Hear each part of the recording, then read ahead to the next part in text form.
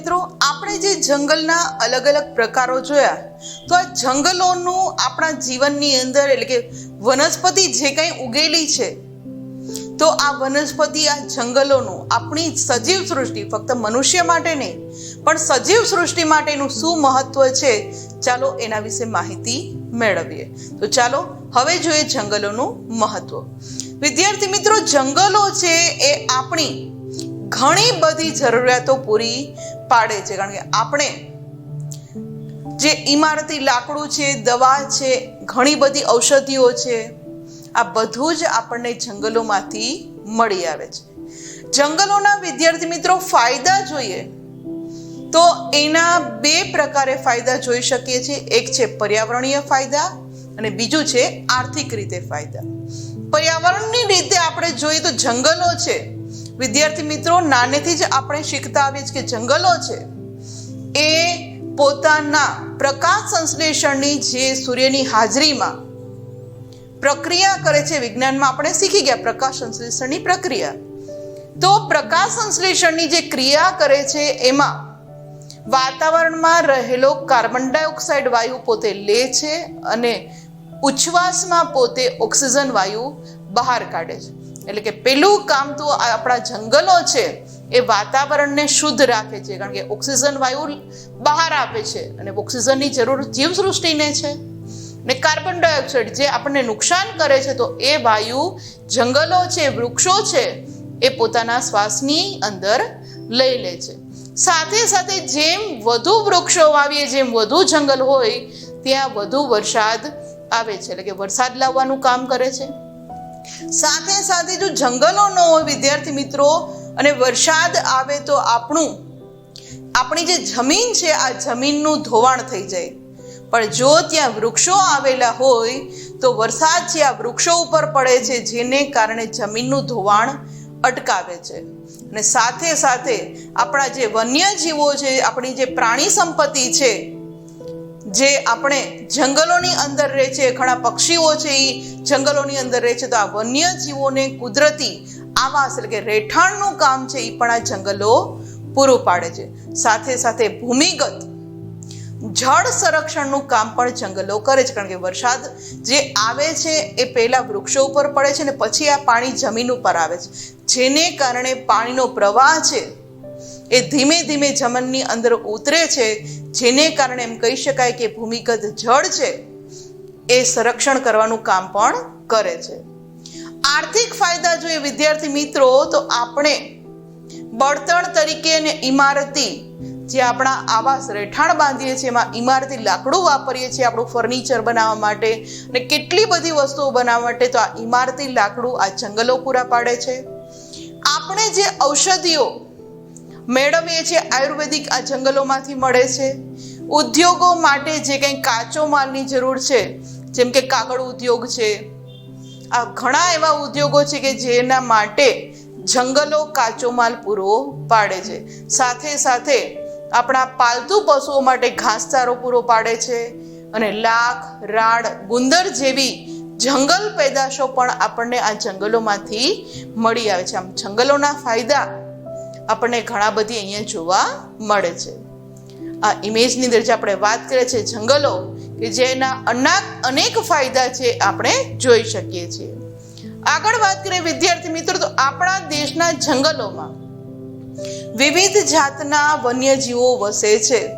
જે રીતના જંગલો છે એ રીતના વન્યજીવો ત્યાં આપણને જોવા મળે છે. એટલે વિવિધ જાતના આપણા જંગલો છે, તો આ વિવિધ જાતના જંગલોની અંદર જે વન્યજીવો વસે છે આ વન્યજીવોની જાતો પણ વિવિધ જોવા મળે છે.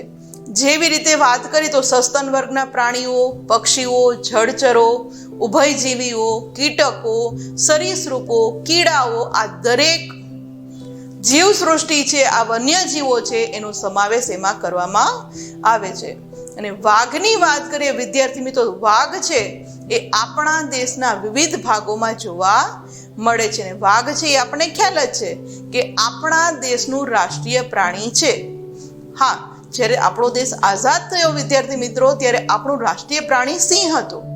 પણ હવે વાઘ જ્યારે એની સંખ્યા ઓછી થતી ગઈ ત્યારે આ વાઘને બચાવવા માટે પ્રોજેક્ટ ટાઈગર જેવી યોજનાઓ આપણી સરકાર લાવી અને ત્યારબાદ આ વાઘને વધારે મહત્વ આપવા માટે ત્યારબાદ વાઘને આપણે રાષ્ટ્રીય પ્રાણી તરીકે જાહેર કરેલું છે. પણ આપણા ગુજરાત રાજ્યની વાત કરીએ વિદ્યાર્થી મિત્રો, તો આપણું રાજ્ય પ્રાણી છે એ તો આપણો એશિયાટિક લાયન જ છે, આપણો સિંહ જ છે. આ ઇમેજની અંદર છે હમણાં જ આપણે વાત કરી કે અલગ અલગ પ્રાણીઓ છે કે જે આ જંગલોની અંદર રહે છે, જે આપણે જોઈ શકીએ છીએ. આગળ વાત કરીએ વિદ્યાર્થી મિત્રો, તો જંગલી બકરીઓ છે કે જે હિમાલયમાં અને નીલગિરીના પર્વતોમાં જોવા મળે છે. પાલતુ બકરી નહીં, પણ વિદ્યાર્થી મિત્રો જંગલી બકરીઓ ક્યાં જોવા મળે છે? તો કે હિમાલય અને નીલગિરીના પર્વતોમાં. ત્યારબાદ હાથી છે અને એક સિંગી ભારતીય ગેંડા. આ ગેંડા અને હાથી છે અસમના જંગલોમાં મુક્ત રીતે આપણને વિહરતા જોઈ શકાય છે.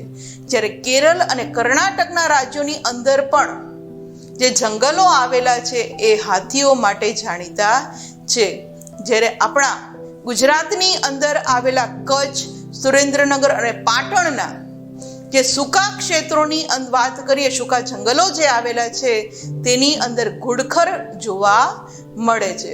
જ્યારે ગુજરાતની વાત કરીએ વિદ્યાર્થી મિત્રો, તો આપણા ગુજરાતના ગીરના જંગલોમાં જે એશિયાઈ સિંહો આવેલા છે એ સમગ્ર વિશ્વની અંદર વિશ્વના બીજા પ્રદેશોમાં ક્યાંય જોવા નથી મળતા. માત્ર આપણા ગુજરાતના ગીરના જંગલોમાં જ એશિયાઈ સિંહો જોવા મળે છે. જે આપણે ઘુડખરની વાત કરી, હાથીની વાત કરી, આ ઇમેજની અંદર જોઈ શકીએ છીએ.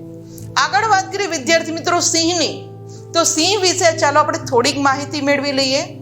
સિંહ છે એ એવું જંગલી પ્રાણી છે કે જે ભારતના માત્ર ગીરના જંગલમાં જ જોવા મળે છે અને તે ગુજરાતનું, હમણાં જ વાત કરી કે આપણું રાજ્ય પ્રાણી છે સિંહ છે.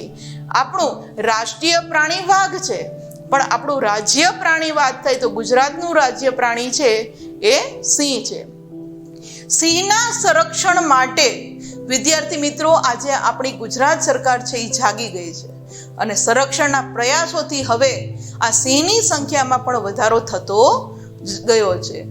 વન વિભાગ દ્વારા વિદ્યાર્થી મિત્રો આપણે જો સિંહ દર્શન કરવા હોય એટલે કે સિંહ જોવા જવું હોય તો વન વિભાગ દ્વારા આ પ્રવાસીઓ માટે સિંહ દર્શનના કાર્યક્રમનું આયોજન પણ કરાય છે. જે આ ઇમેજની અંદર જ આપણે સિંહની વાત કરી રહ્યા છીએ કે જે માત્ર ને માત્ર આપણા ગુજરાતની અંદર આવેલા ગીરના જંગલોમાં જોવા મળે છે એ જોઈ શકીએ છીએ.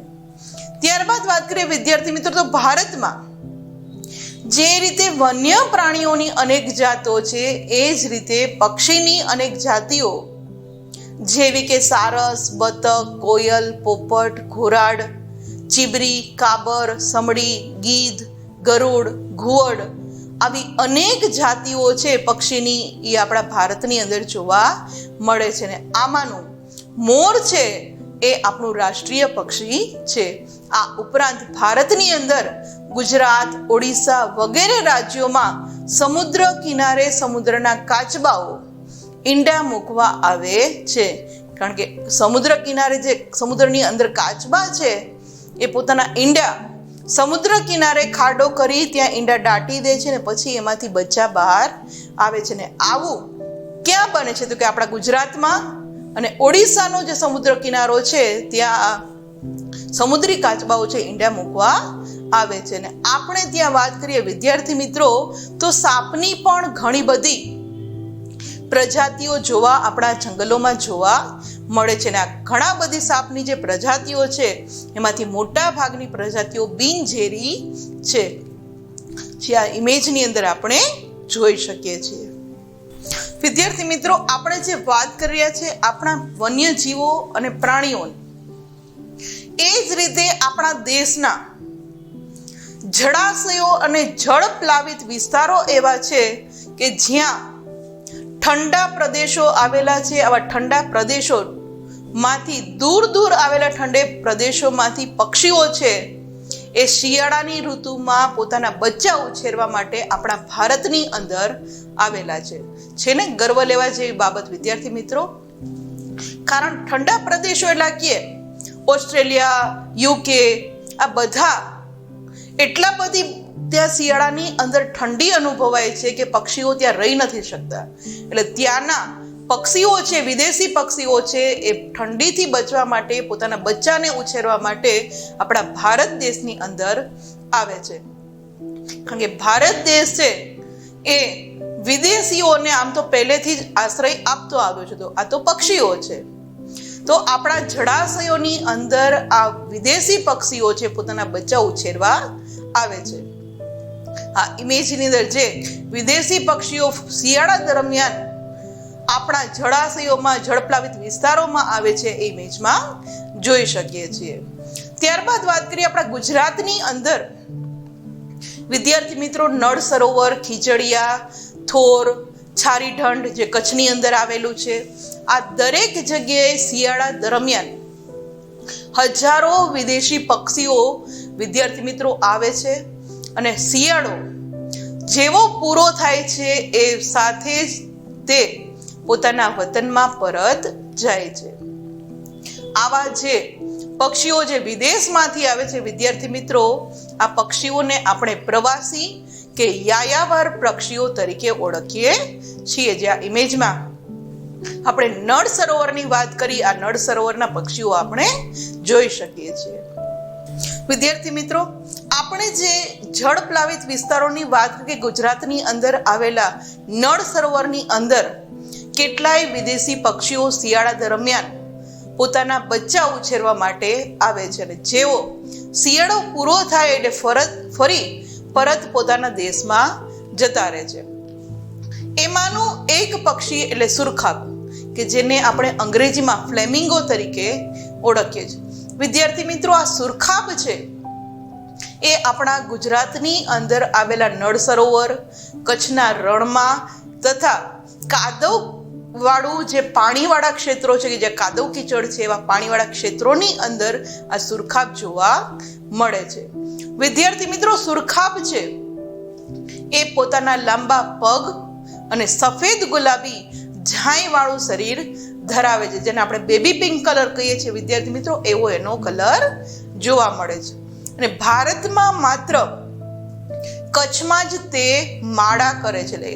જે ફ્લેમિંગો પોતાના ઈંડા મૂકવાના હોય તો એનો માળા જે કહેવાય કે પક્ષીઓ પોતાના બચ્ચા ઉછેરવા માટે, ઈંડા મૂકવા માટે માળો તૈયાર કરે છે, તો ભારતની અંદર, કચ્છની અંદર આ સુરખાબ છે એ પોતાના માળા બનાવે છે.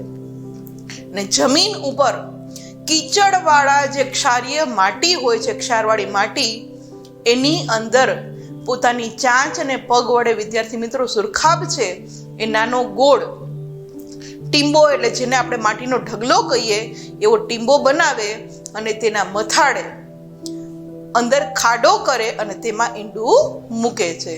આ ઇમેજની અંદર જે આપણે સુરખાબની વાત કરી રહ્યા છીએ કે કઈ રીતે માટીનો ગોળ ઓટો બનાવ્યો અને ત્યારબાદ ઉપરની સાઈડ ખાડો કરીને એમાં ઈંડા મૂકે છે એ આપણે જોઈ શકીએ છીએ ને વિદ્યાર્થી મિત્રો.